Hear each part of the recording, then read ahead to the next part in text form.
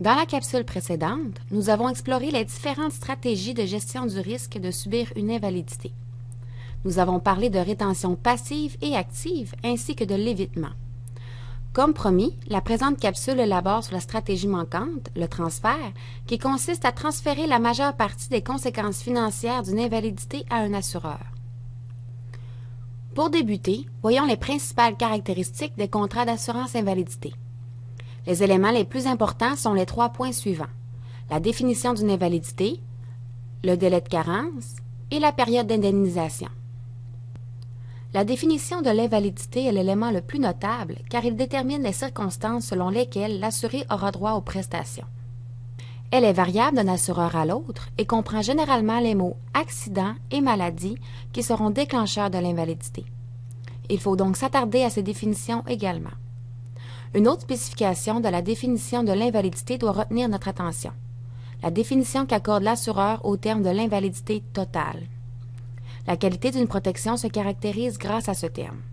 3 éléments doivent être considérés pour qualifier votre invalidité de totale: la capacité d'accomplir ses tâches, la définition de la profession, ainsi que le degré d'aggravation de l'état de santé. Nous vous invitons à vous informer davantage auprès de votre conseiller au sujet de ces éléments. Retenez seulement qu'il est important de porter une attention particulière à ceux-ci avant de souscrire à n'importe quelle assurance invalidité. La seconde caractéristique pertinente des contrats d'assurance invalidité est le délai de carence. Il correspond à la période d'attente entre le début de l'invalidité et le début des prestations d'assurance et varie généralement de 30 jours à 2 ans. Plus le délai de carence est court, plus l'assureur devra débourser souvent car les courtes invalidités donneront lieu à des réclamations. Il influence grandement le coût des primes et il doit tenir compte de votre capacité à assumer, entre autres, des pertes de revenus. Finalement, la période d'indemnisation est la période stipulée dans le contrat pendant laquelle vous recevrez des prestations d'invalidité. Habituellement, ces périodes sont de 2 ans, 5 ans ou jusqu'à ce que vous atteigniez l'âge de 65 ans. Dans le dernier cas, plus vous êtes jeune, plus les risques de perte sont grands pour l'assureur puisqu'il peut se voir obligé de remplacer votre revenu sur une très grande période. Plus la période d'indemnisation de votre assurance est élevée, plus son coût sera élevé également.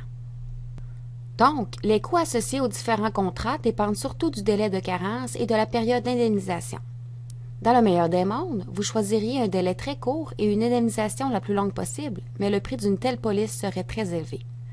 Le mieux est donc de faire un compromis et nous verrons plus loin dans cette capsule les différentes relations entre le prix de l'assurance et ces 2 éléments. Prenons par exemple un ouvrier âgé de 40 ans qui gagne 50 000 $ annuellement. Il ne fume pas et n'a pas d'enfant. Si on regarde l'impact d'une invalidité de longue durée sur la situation financière de Luc, on peut voir dans le premier tableau que si son assurance comporte un délai de carence d'1 an, Luc doit se passer de 100% de son salaire pendant cette période. De plus, son solde budgétaire présente un manque à gagner d'environ 34 000 $.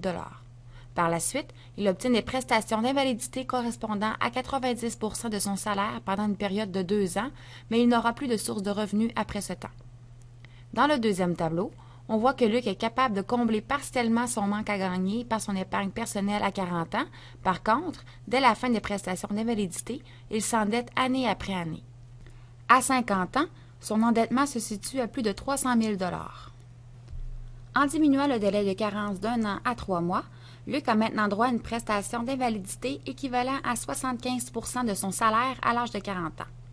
Son manque à gagner suite à la période d'attente représente environ 2 300 $, ce qu'il finance aisément avec son épargne. Par contre, à la fin de la période d'indemnisation de son assurance, Luc se retrouve rapidement dans la même situation financière et s'endette fortement. En maintenant le délai de carence à 3 mois, mais cette fois-ci en augmentant la période d'indemnisation à 25 ans, Luc voit alors son salaire remplacé à 90% jusqu'à l'âge de 65 ans. Son solde budgétaire reste donc positif, ce qui lui permet d'épargner tout au long de sa vie. À 65 ans, il n'a aucune dette résultant de cet événement et se retrouve avec une somme d'environ 195 000 $ en épargne. Notez que cette combinaison du délai de carence et de la période d'indemnisation offre la meilleure protection, mais à un coût très élevé. Finalement, si Luc fait un compromis en prenant un long délai de carence tout en maintenant une période d'indemnisation de 25 ans, on peut voir qu'il réussit tout de même à conserver une bonne situation financière. Il doit s'endetter d'environ 15 000 durant la première année de son invalidité, mais il réussit à rembourser sa dette et même à recommencer à épargner dès l'âge de 45 ans. À 65 ans, il se retrouve avec une somme d'environ 126 000 en épargne. Donc, l'avantage des courtes invalidités est qu'il est possible d'en contrôler les conséquences. Vous pouvez conserver le risque en prévoyant un fonds de sûreté et, si vous optez pour une protection adéquate, l'assureur assumera les conséquences d'une invalidité à long terme. De plus, une suspension de vos revenus sur une courte période ne risque pas de mettre votre santé financière en danger, contrairement à une interruption qui s'étendrait sur plusieurs années. Regardons maintenant l'impact du choix d'un délai de carence pour une invalidité de courte durée qui serait dans ce cas-ci de 3 ans. Par exemple, prenons une personne qui est dans une situation financière identique à celle de Luc, excepté qu'elle ne détient pas de fonds de sûreté. Le choix deviendra crucial dans ce cas, puisqu'une perte de salaire l'amène immédiatement à s'endetter. Dans le graphique, on voit qu'un délai de carence de 3, 6 ou 12 mois peut avoir un impact considérable sur le niveau d'endettement d'un individu. Nous vous encourageons donc à contrôler une partie de ce risque en prévoyant un fonds d'urgence qui permettrait de combler vos dépenses pendant un certain temps. En résumé, les caractéristiques les plus importantes à considérer dans le choix d'une assurance invalidité sont la définition de l'invalidité contenue dans le contrat, le délai de carence et la période d'indemnisation. Le délai de carence peut être allongé sans qu'il ne détruise votre santé financière comme le ferait le raccourcissement de la période d'indemnisation.